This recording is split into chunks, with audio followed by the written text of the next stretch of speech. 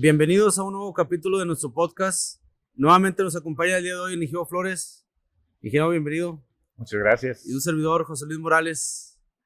El día de hoy vamos a hablar acerca de los drives que utilizamos para control de motores. Como mencionamos en el podcast anterior ingeniero, habíamos comentado una recomendación que hacemos nosotros a los usuarios de los motores, en donde recomendamos que tratemos de analizar ese conjunto ahora sí que muy íntimo, ingeniero, que es la fuente y el motor. Porque si yo veo el motor aislado, tiene ciertas características, pero ya con la fuente, ya el conjunto, yo puedo acceder o puedo cambiar características muy importantes ya en la operación, en donde esas características me amplían el margen de utilización del motor, y de repente con esa posibilidad que el drive me otorga para variar velocidad, sobre todo variar velocidad y conservar fuerza en flecha, pues yo puedo tener un control más exacto de algún proceso. Y eso lo voy a obtener a través de un drive, un variador de frecuencia.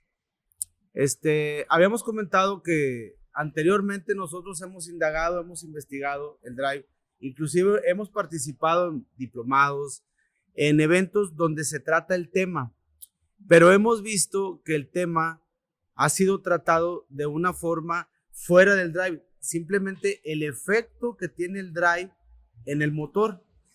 Pero hemos visto que en la industria también se requiere saber dentro del drive cómo se maneja la potencia de entrada para con respecto a la potencia de salida.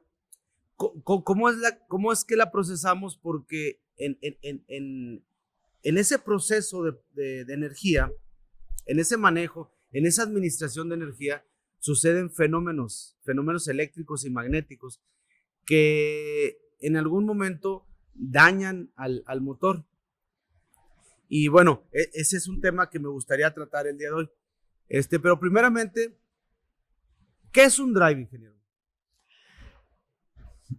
A lo mejor valdría la pena empezar un poquito antes del drive, de cómo alimentábamos antes los motores a base de contactores. Ok. Esos contactores lo que hacían era interrumpir o conectar la potencia, la alimentación al motor prácticamente de una manera directa. Actualmente el drive es una cuestión muy revolucionaria para el motor, porque el drive es en sí un modificador de la señal de entrada y un adaptador de esa señal de entrada para el proceso que le sigue, que es en este caso el motor.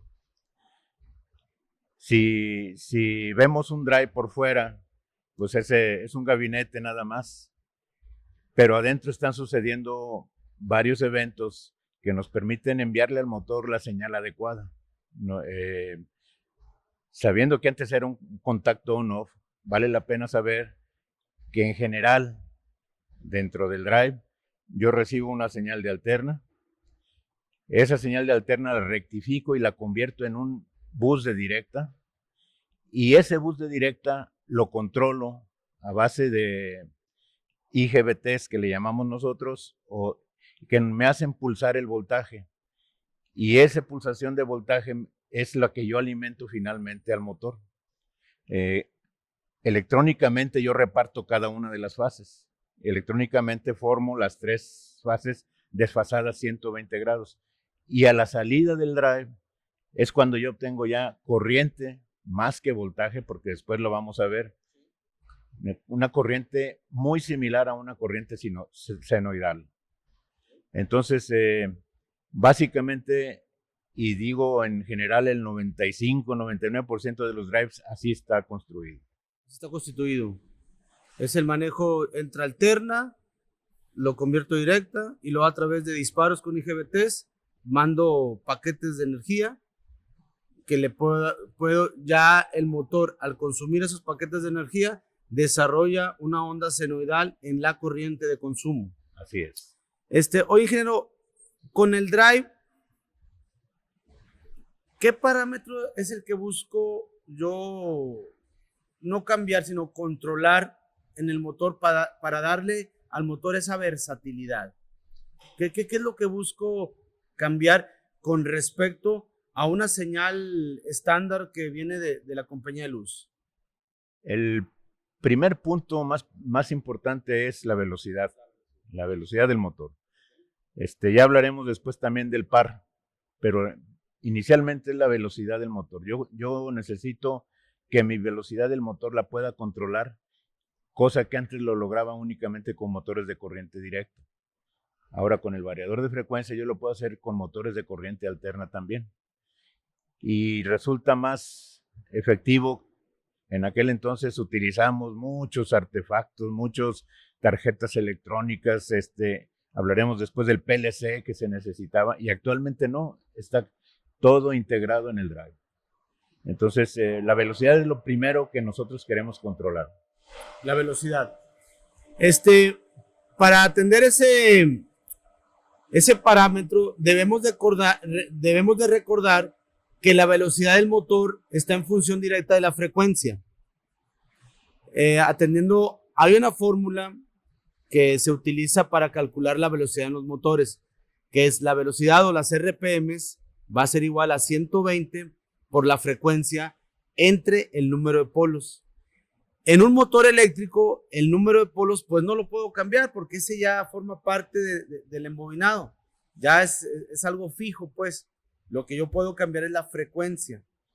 Entonces, a través de la electrónica que comentas, que es una electrónica pues algo avanzada o muy avanzada, que está dentro de ese gabinete, yo lo que hago es variar la frecuencia para, como consecuencia, variar la velocidad.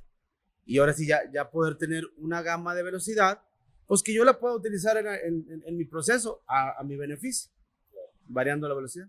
Claro, y ese ya lo hemos platicado, es el famoso PWM, es la modulación del ancho de pulso que se logra dentro del drive, y el drive al modular ese ancho de pulso lo que está variando es la frecuencia.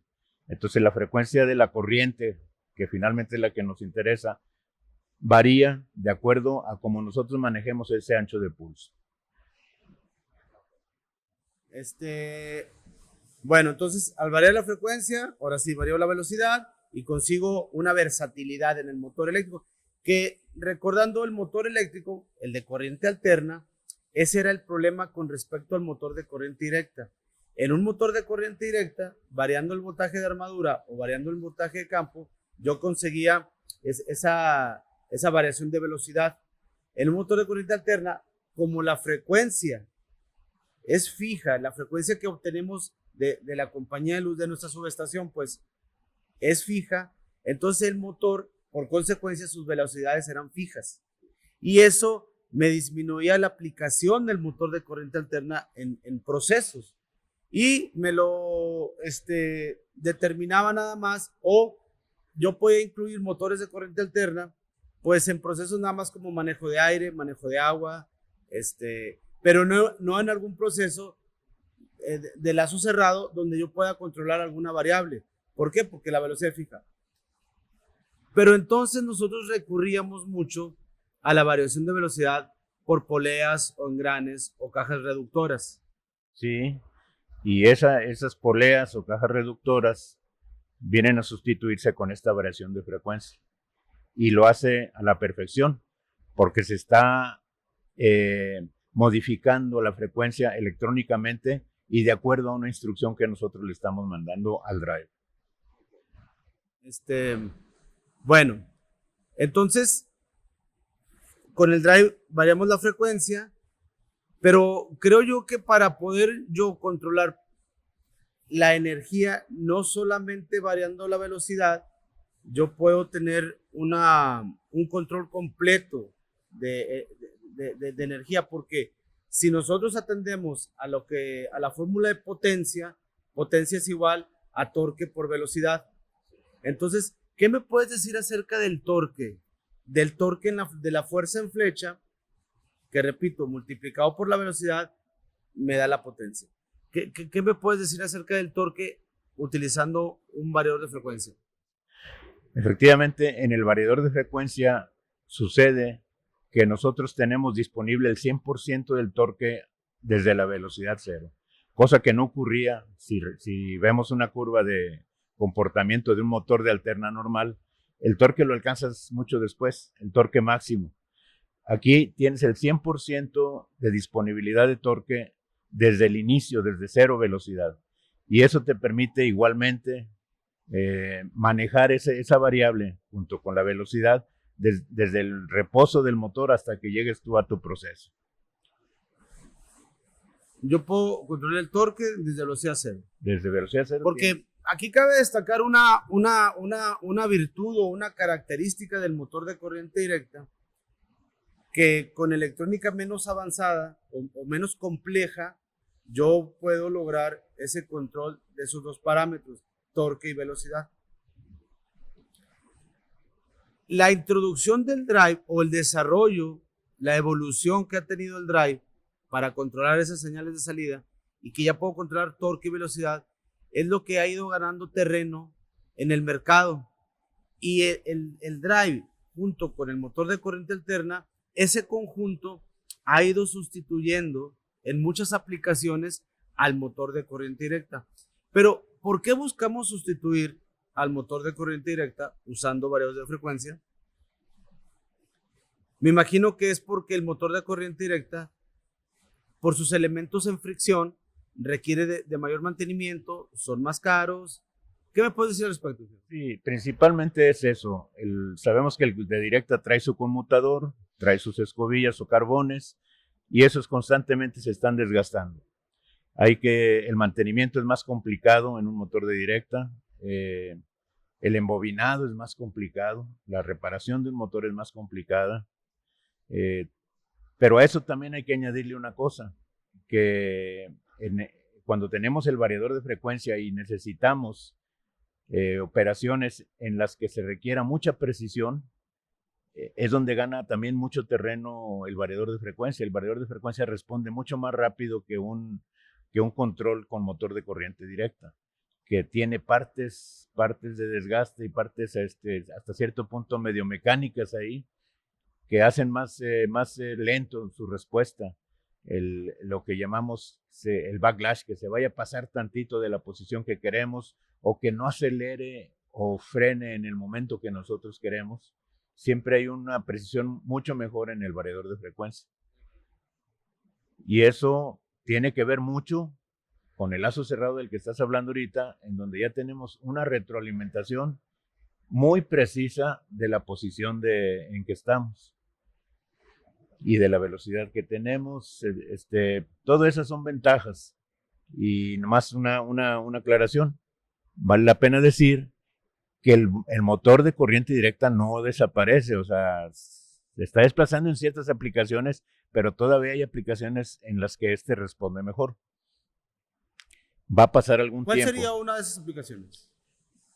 Pues yo todavía veo aplicaciones, sobre todo en las acerías, en donde ya empiezan a experimentar o empiezan a implementar motores de corriente directa en los molinos, por ejemplo, donde hay mucha inercia, en donde no se requiere tanta precisión, sino se requiere nada más fuerza, y en el motor de corriente directa todavía hace funciones buenas ahí, pero ya casi desaparece. Por ejemplo, estamos viendo mucha sustitución en las grúas, en donde incluso se pensaba que ahí iba a ser el rey el motor de corriente directa, y no, ya el motor de corriente alterna, sobre todo por esa capacidad de tener el par disponible en velocidad cero, está desplazando ya el motor de corriente directa. Ahora, esa característica que me dices del drive del par cero, yo entiendo que dentro de los drives, digo, no hay muchas categorías, pero sí creo que hay 2, 3 categorías de drives en donde con un tipo de drive yo puedo alcanzar esa característica. Con otro tipo de drive no obtengo esa característica. Por eso es bien importante conocer los drives disponibles en el mercado para, dependiendo yo la necesidad, seleccionar el drive adecuado. ¿Cuáles son los tipos de drives que yo me puedo encontrar en un mercado? Bueno, últimamente ya todos tienden a hacer lo mismo. Todos tienden a hacer una conjunción de la fuente, que es la que hablamos ahorita de la onda senoidal de corriente, una conjunción junto con los señales de medición de temperatura, de velocidad, del proceso, de humedad, de espesor, de presión. Todos esos se le pueden inyectar al drive y una serie de salidas que pueden actuar sobre relevaciones, sobre actuadores. Entonces, vemos ya que el drive prácticamente ya es, con el adelanto de la electrónica, se ha compactado tanto y su utilidad ya casi depende de dónde lo quieras colocar en tu proceso. Tiene mucha facilidad para comunicarse con cualquier red de comunicación de un proceso y por lo tanto comunicarse con la red central de un proceso de una planta. Entonces, realmente ahorita ya los drives vienen a acabar siendo lo mismo en su estructura. Vienen muy especializados algunos, pero pues de hecho a mí no me ha tocado ver en libros, pero verlos así en físico, todos son la misma estructura. O sea, al drive se le han ido agregando, pues, componentes electrónicos con instrucciones matemáticas muy específicas o muy avanzadas, muy desarrolladas, algoritmos matemáticos en donde yo ya con esa integración electrónica y esas instrucciones ya predestinadas o predispuestas en el drive, yo ya puedo lograr manipular ciertas cuestiones de la señal de entrada para obtener esas características en el motor de, por ejemplo, máximo par a velocidad cero o conservar un torque desde velocidad cero hasta velocidad nominal, como lo hace el de directa. Sí. Y luego, primeramente, me comporto como par constante de velocidad cero hasta velocidad nominal y luego como potencia constante de velocidad nominal en delante. Claro. Ahora, yo recuerdo cuando se empieza la instalación de drives en la industria. El drive, lo único que hacía, la única función que desempeñaba el drive era la variación de frecuencia. Pero el drive que se le llama escalar, tipo escalar, porque aquí cabe recalcar que, por eso te preguntaba de los tipos de drives en el mercado, que es, en aquel entonces existía el escalar y luego surge el vectorial, que son dos tratos diferentes, dos manipulaciones de la energía diferente, con tecnología diferente. O sea, las variables que controlamos son diferentes. Por ejemplo, el drive, el que inicia en el mercado, que es el tipo escalar, que el drive variaba la frecuencia e inversamente proporcional variaba el voltaje, porque el motor, para poder operar, necesita que el campo magnético sea constante. Y el campo magnético está en función directa del voltaje e inversa de la frecuencia. Entonces, al aumentarla, vamos a analizar la fórmula o la ecuación matemática, es flujo magnético igual a voltaje entre frecuencia. Entonces, si yo aumento la frecuencia, tengo que aumentar el voltaje para conservar el campo magnético. Si disminuyo la frecuencia, tengo que disminuir el voltaje para que el resultado se conserve constante. Sí. Ese era lo que hacía el drive. Era lo que hacía el drive escalar, pero tenía una limitante. Yo podría variar la frecuencia,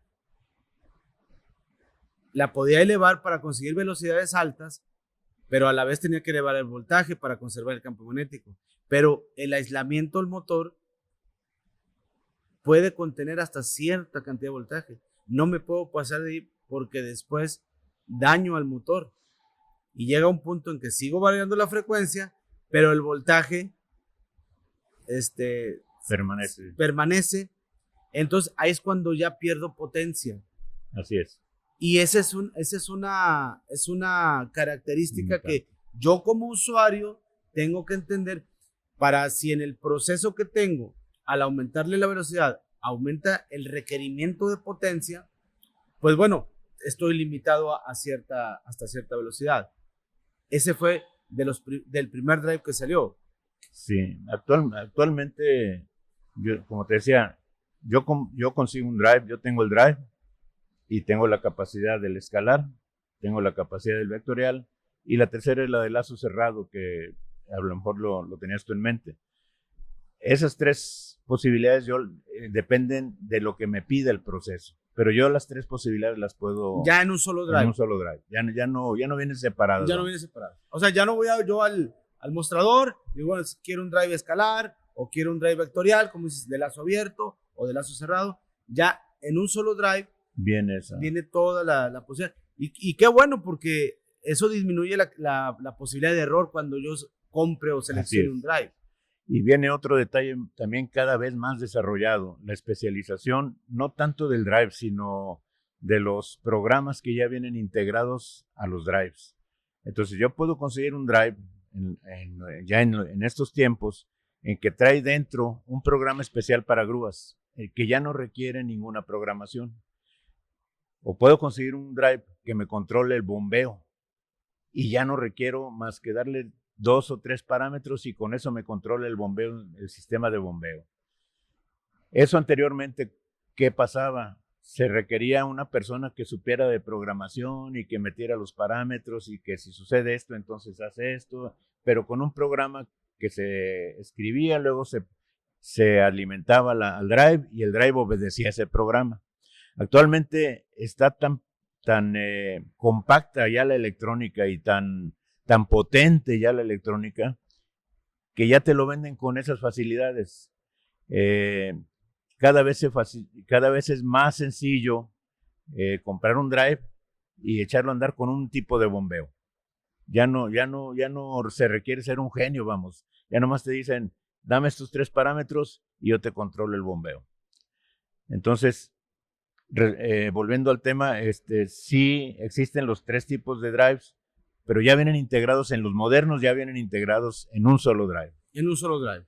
Ya esas 3 posibilidades, dependiendo lo que requiera el tipo de carga, el tipo de proceso, lo que requiera controlar, si requiero lazo cerrado, si no requiero lazo cerrado, depende de qué es lo que pueda controlar.